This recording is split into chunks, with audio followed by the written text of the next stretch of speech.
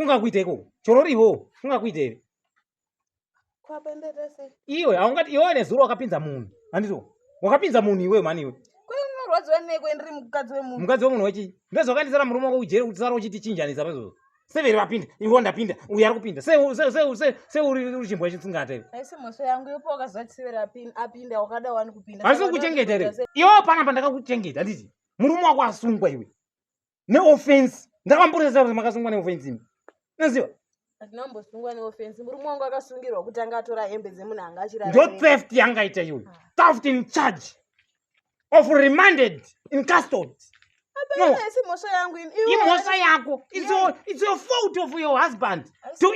empowerment of the lovely kunyanya kudana nevanhu vakawanda muvillage muno katotaura pachona chero oreti wonyazozva ndodananana kwandiri kutsvakei pano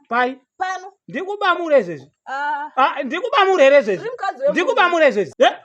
iwo unotaura kuti iwo unoda kuti chinjanisa vakomana vese muno handiti village kuti ningirini unomupinza ningirini unomupinza vese vanhu vari kuuya uchipindira pauriwe ndiri kutsvaga kurarama nekuti murume wangu ari kujera saka watofambi sticks kaiwe watofambi sticks ndozvaurura kana usiri fambi sticks ka watova mhombwe sticks uri mhombwe iwe ndiri kutsvaga kurarama unorarama saonani nevarume muno murai ndorarama murume wangu ndichimuigira chikafu jeri mutoziva murume ndinaye saka tiziva kuti murume unaye ura kuti isusu tifire pauriwe uchitisanganisa kudai uri kutisanganisa kudai anika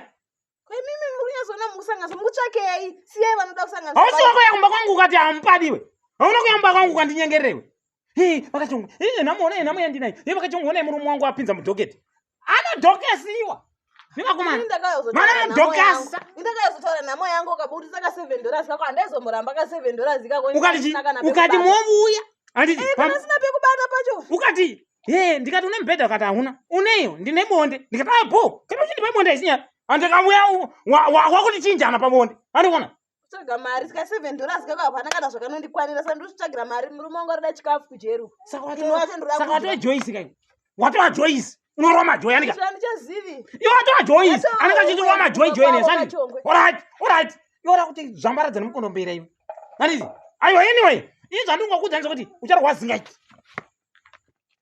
kuna mitsana munongomira kunge dzvinyuru madziro pakanaka here kochiko naye abhandera